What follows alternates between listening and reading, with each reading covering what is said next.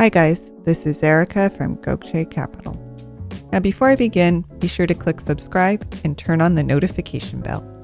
One day, the owner of a long-standing Dallas restaurant applied for a permit to build a new restroom and found himself unexpectedly denied. Though his restaurant had been standing since 1954, he was informed that 1/3 of his property was zoned residential. Thus, his building was in violation of the zoning code, at least where it sat on the portion of the property that was zoned residential. So what happened here? How could a 60-year-old restaurant suddenly find itself at odds with the law? I'll let you know at the end of this video, but this story is a good example of how complicated zoning can get, and why it's a good idea to understand your property's zoning before you purchase or develop it. So in today's video, we have the top things you should know about zoning regulations. Number 1, zoning laws regulate the use of land within a municipality or county. The zoning laws guide the way in which land can be developed and the purposes for which land may be used. Number 2, historically, municipalities have created zoning requirements as a way to protect the health and safety of the community. And they did this by separating various land uses into different zones or districts. The idea here being that residential buildings should not be next to potentially hazardous land uses such as manufacturing plants or other industrial uses. Number 3, every zoning ordinance has at least a few different zoning districts, and the purpose again of these districts is to separate out land uses. Every zoning ordinance is a little bit different, but here are some of the most common kinds of zoning districts you will see. Residential. Residential zoning districts or classifications apply to all of the different types of dwellings that people call home, including single-family homes and apartment buildings. Commercial. These areas tend to be a city's business districts where you will find shopping, dining, office space, and other forms of commercial use. Industrial.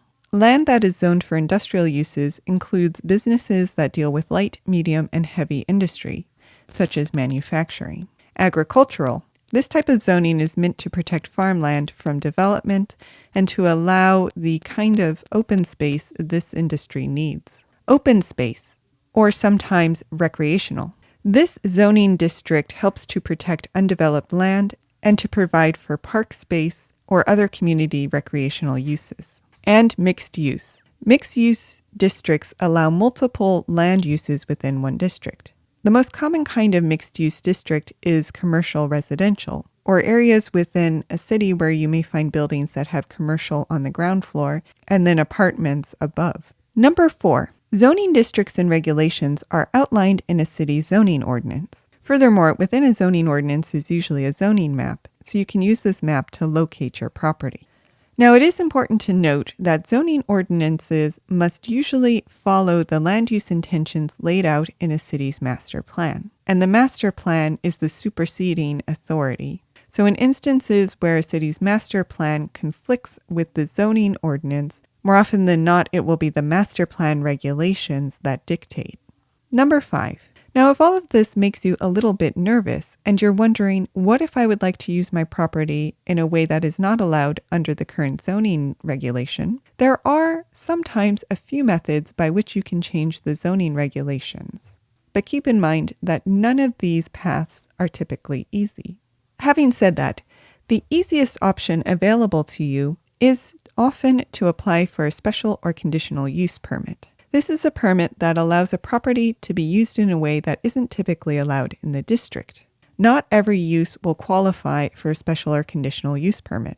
The zoning ordinance will typically lay out which uses are eligible for a special or conditional use permit under the relevant district. A zoning variance.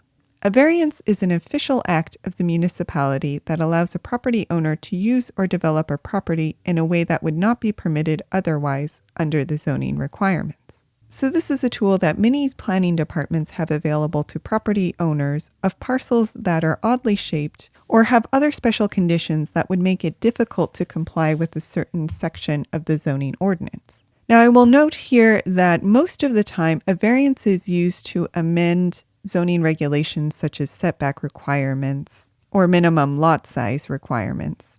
It usually cannot be used to amend the allowable uses on a property. And finally, there is a rezoning. And this is the process by which a zoning map is amended to change the zoning district of a particular property or area. Now, this is the tool that would be used to change the allowable uses on a property.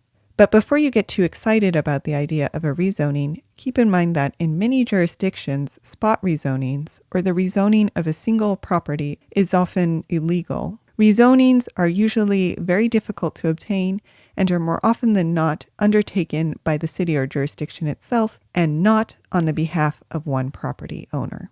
But as with any of these different methods, it is always a good idea to speak with the local planning department to see what the rules and regulations are, and then also speak with a local land use attorney to help gauge how likely it is that your request will be met. But let's return to our Dallas restaurant. So how was this restaurant built to begin with? Well, as one lawyer on Avo explained, the building was likely built before the current zoning was put in place, and was thus grandfathered in. However, any kind of renovation or expansion, including a new bathroom, would trigger compliance with the current zoning regulations. So in a circumstance such as this, a variance or perhaps even a rezoning would need to be requested to allow for commercial uses on the portion of the lot zoned residential. Fortunately, given how long the restaurant has been around, it's very likely that any town would rule in favor of the institution. But the process does take time and money.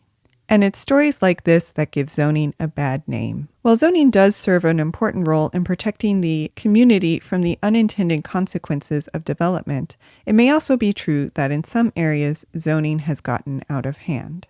There are many economists, builders, and affordable housing advocates that now argue that overly complex zoning has begun to hinder development without doing much to protect city residents. And it's hard to see how denying a long-standing restaurant its permit or preventing the construction of affordable housing is helping the community at large.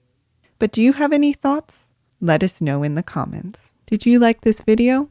You're going to love our Gokce Land Due Diligence program.